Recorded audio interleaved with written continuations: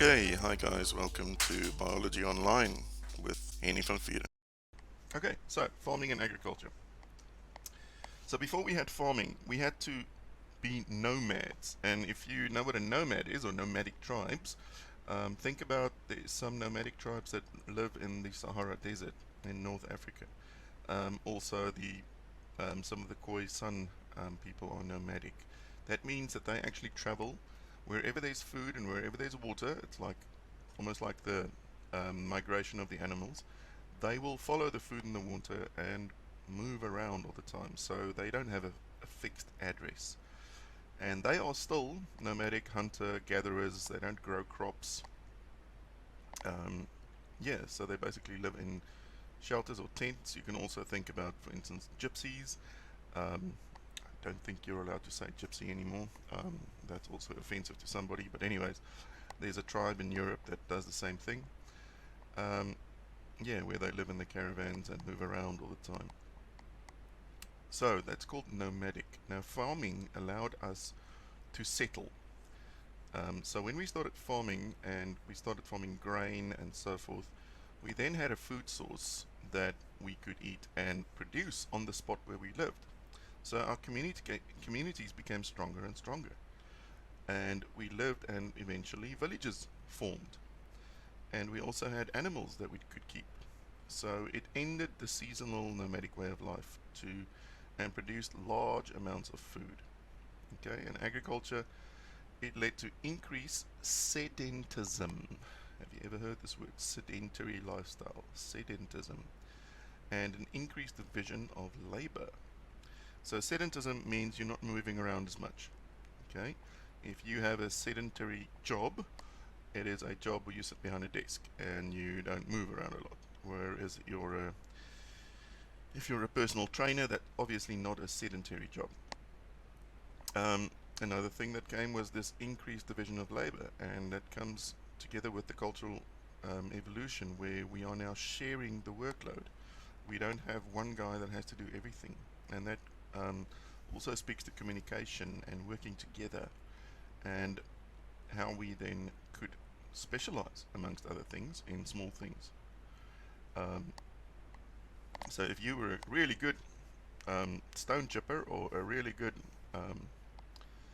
bronze maker, or really good potter, then you could now at this stage start trading those commodities and trading your trade yeah, to others. So somebody might be really good at growing food, you might be really good at making pots, and you will exchange some of the pots for his food. So, and we started to see this kind of a currency developing. Now, agriculture amplified the formation of social structures and development of more specialized technological innovations. But what were the negative implications of agriculture? Can you think of any? They might have lost some skills. What about overgrazing, if you're keeping your animals in the same place all the time? What about from a genetic point of view? Now we're not moving around, so what happens to our genetic variation in our group? Because previously we would find other tribes, and we could potentially fall in love with another tribe, or exchange some DNA in some way, and so forth. Whereas now you become way more regionalized. And if you think about, guys, literally, when I was a little kid, for us to drive more than 20 kilometers was a big deal. We didn't just do that. Think about places like in the United Kingdom, where you have all these different dialects. Everybody speaks the same language, but they have all these dialects that sound completely different, and it's because we didn't move a lot before the modern age where we are now. If you think about Howick, where I live, it was a day's journey from Auckland to get all the way out here. Now it takes you 27 minutes by car. That's why they literally had piers and stuff here so that the boats could come. There by our school, there were barges that went up and down the Tamaki River to come and collect the animals that were farmed there to take it all the way back to Auckland City.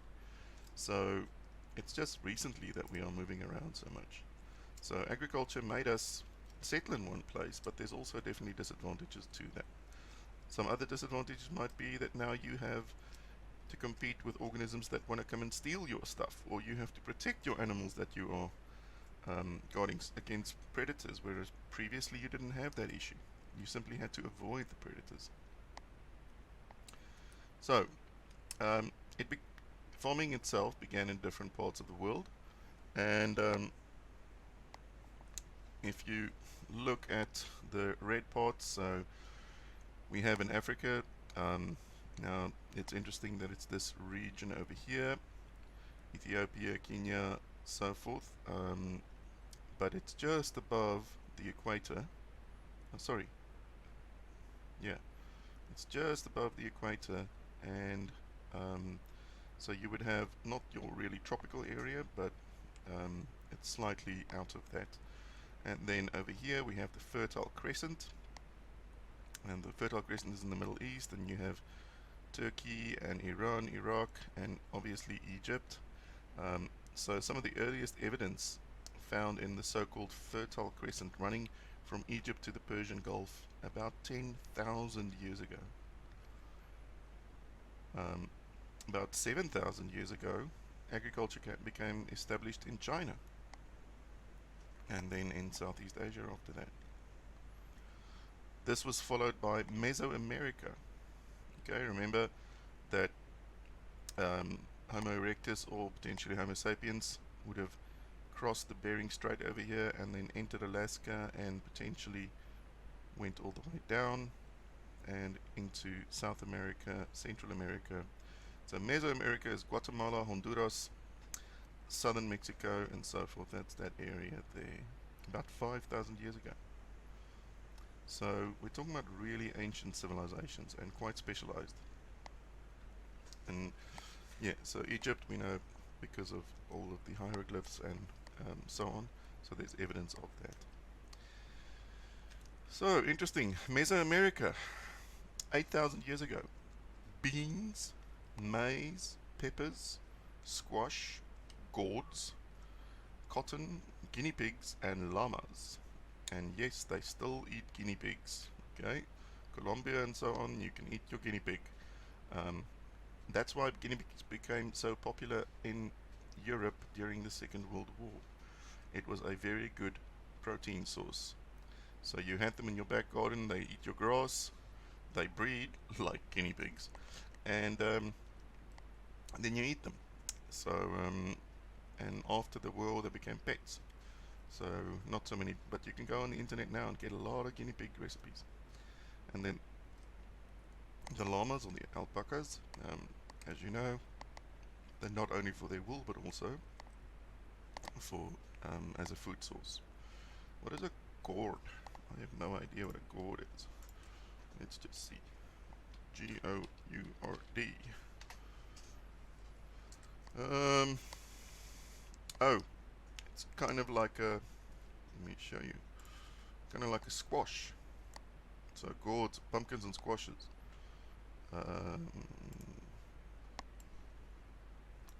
There you go. So you can see that we have gourds or pumpkins and gourd birdhouses, and so butternut squash is a gourd. Didn't know that. There you go. Alrighty. Now, we're talking about 8,000 years ago in Mesoamerica. The Fertile Crescent is where we first had barley, wheat, emmer, einkorn, don't know what those are, lentils, as we still know, peas, sheep, goats, and cattle about 10,000 years ago. And so that was in the Fertile Crescent where we got all the wheat and stuff from. North China is where rice and millet, so you know millet is like the seed that we feed to budgies, but it is also a good source of carbohydrates. And that's about 7,000 years ago. Southeast Asia gave us bananas, rice, sugar cane, tea, citrus fruit, coconuts, yams, millet again, soya beans, taru, and pigs. Okay, so the taru is all here from Southeast Asia. And Africa, we had millet, sorghum, which is a type of grain, ground nuts, such as peanuts and so on, yams, dates, coffee is from Ethiopia, and melons about 4,000 years ago.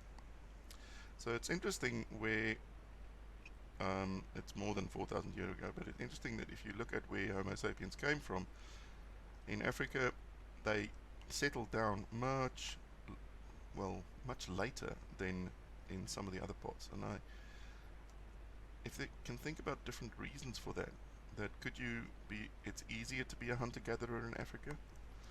Is it in comparison to when you're in the Fertile Crescent and you go out of it and you enter into deserts, or it becomes really cold when you go into Europe? So it's better to be able to stay in one place, whereas over here we can follow the animals, lots of animals, and not so cold, and we can gather food quite easily, so you can see some of the reasons why this would happen. Oh yeah, then South America, about 8,000 years ago, lima beans, potatoes, squash, beans, and pumpkins, and also the good old kumara, which I just find amazing that someone went from the Polynesian islands and they literally in a waka went all the way across to South America to collect the kumara and brought it back alive. And yeah, it's amazing that it is part of so many Polynesian cultures. But can you think about the sailing and the triumph of that to bring it across? Yeah, I just find that incredible. And also you can buy what's called Maori potatoes. So again, that also had to come from South America. Anyways, something to think about. So, domesticated animals. The very first animal we domesticated was the wolf. Now, the current story is that did the wolf decide to join us, or did we join up with the wolf, or did we pick up a wolf puppy? Because when you think about it, if you're 13,000 years ago, okay, why are you going to adopt one of the things that kill you? You understand what I'm trying to get at? It's like, why would you adopt the wolf? Because it kills you. It's a nasty animal. And the thought at the moment is that the less strong wolves, or then the more tame wolves, or more timid wolves, kind of self-domesticated. They hung around these ancient Homo sapiens, and as the Homo sapiens ate, they would feed the scraps to the wolf, and the wolf kind of got dependent on the Homo sapiens, and eventually the wolf realized that if something is attacking Homo sapiens, like if they're hunting or there's something coming, and like a woolly mammoth or something, he would warn them and protect them. So suddenly there's this synergy happening between the wolf and the human. So when the human hunts, the leftovers can be given to the wolf, because he's a predator. And when you have danger, the wolf helps to protect. So that was our very first animal that we domesticated, was the dog. Yeah, it just started hailing again, so sorry if you hear any background noises. So the goat was in Iraq. Not Iraq, it's Iraq. You don't say Italy, you say Italy. It's Iraq. So you have Iran, Iraq, where we got the sheep from. Now, excuse me. The goat, as you can see there, and then the mountain sheep. And we still find them today there. And this goat is same as the feral goat that we have around here in New Zealand. Ironically, that feral goat came from South Africa, believe it or not. Now I can see better. Okay, then cattle were most likely from aurochs.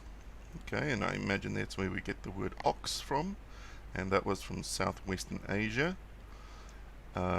and that's about 8,500 years ago. So it's interesting to see that the sheep is 11,000 and then the goat. The pig was from the wild boar in Europe. I'm not sure where Anatolia is. The domestic fowl, who knows what that is? Chicken, okay, which became the red jungle fowl, and that is in the Indus Valley. Again, I'm not too sure where that is. Horses, wild horses in southern Ukraine, and we still have some wild horses in southern Ukraine. The Arabian camel, which you have here, that's the one that you all know as the ships of the desert. But there's another type of camel with 2 humps, and yeah, so that's the Bactrian camel, and that is from Iran. The wild camel was from southern Arabia. A llama came from the Guanacho on the Andean plateau in the Andes Mountains.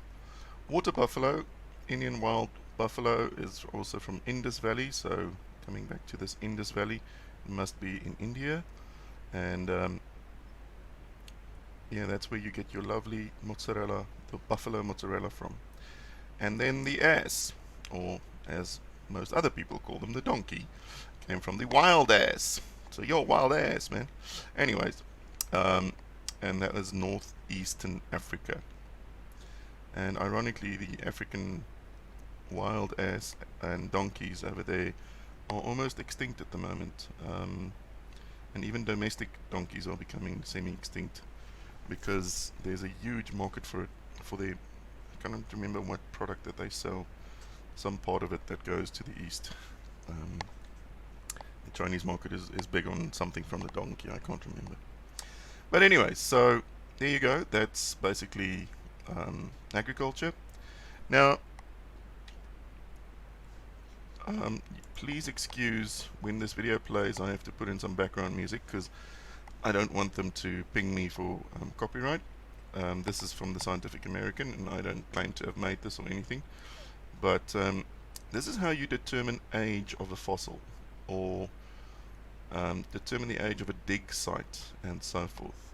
So, and it basically is how radiocarbon dating works. We'll talk about that in a moment.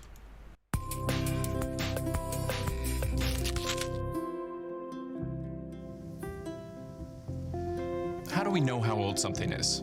For people, we'd ask to see their birth certificate. For trees, we'd count the rings. But how do we know how old a fossil is? Fossils have their own internal clock. Scientists can read it by looking at the ratio of 2 different types of carbon atoms. Of course, every living thing is made of carbon. Plants grab carbon dioxide from the atmosphere and use it to form complex organic molecules. Animals get their carbon by eating these plants. But there's more than one form of carbon. Most carbon atoms have 6 protons and 6 neutrons. We call this carbon-12. High up in the atmosphere, sometimes cosmic rays hit nitrogen atoms. This creates carbon with 6 protons and 8 neutrons. We call this carbon-14. Carbon-12 and carbon-14 behave alike, but carbon-14 has one unique and important attribute. It's unstable. So once an animal dies, the carbon-14 in its body will start to go away. Every 5,730 years on average, about half of the carbon-14 atoms will decay into nitrogen. This is its half-life. After one half-life, the animal will have about half the amount of carbon-14 it started with. After another half-life, it will have about a quarter. And after another half-life, it will have about an eighth. By contrast, the amount of carbon-12 it has in its body will stay the same. By measuring the ratio of carbon-14 to carbon-12, we can measure how many thousands of years have passed since the animal died. Carbon dating works for fossils up to about 60,000 years old. For older fossils, scientists use unstable elements that have much longer half-lives. For Scientific American's Instant Egghead, I'm Michael Moyer.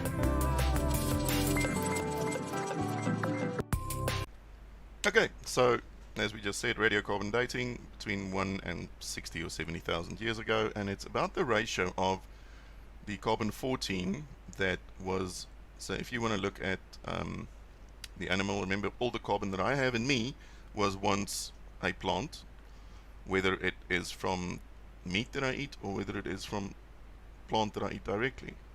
All that carbon prior to being in the plant was in the atmosphere in the form of CO2. And in the CO2, we have carbon 14 and we have carbon 12. So when you die, you're no longer taking in any new carbon 14. So as your ratio then changes between the carbon 14 and the carbon 12, we can then determine, because it's a known ratio, and we can then determine how old something is. Okay. Unfortunately, because of all the atomic bombs that we set off in the Second World War and before the Second World War and shortly after, we changed a lot of the carbon 14 ratios, and now they're going to have to work out a new ratio to, if you're dating something that's, well, quite recent, you need to calculate that in, because living today you would have more carbon 14 in comparison to prior to all the atom bombs. You also have potassium argon dating, that's between 1,000 and a billion years. Uranium lead dating, 10,000 to a billion years ago. Uranium fission track, luminescence, electron spin resonance, cosmogenic nuclides, whatever that might be, magnetostratigraphy, and so forth. I do not pretend to know all of these, but what they do is they will find, for instance, let's say you find some stone tools. Now, if you're going to date the stone tool, you're going to find the age of the rock, not the actual thing that it is now. So what they do is they look at the layers in the area and find something that it was organic, and then carbon date those. And then, as you know, things get buried deeper and deeper, so the deeper you go, the older it was. And then that is how they will find out if something like something like pottery, which doesn't have any organic material in it, so it won't have any carbon that once grew in it. But if you can find some, I don't know, anything that has carbon in it, then you can use that to date. So in these layers, they would then date the layers. Okay, so a bone obviously is easy, but yeah, so you will actually look at the things around and look at that all. I hope that makes sense. So charcoal is obviously the remains of burnt wood. When they find bones, that type of stuff, and they will have to dig down to find these things. Alright.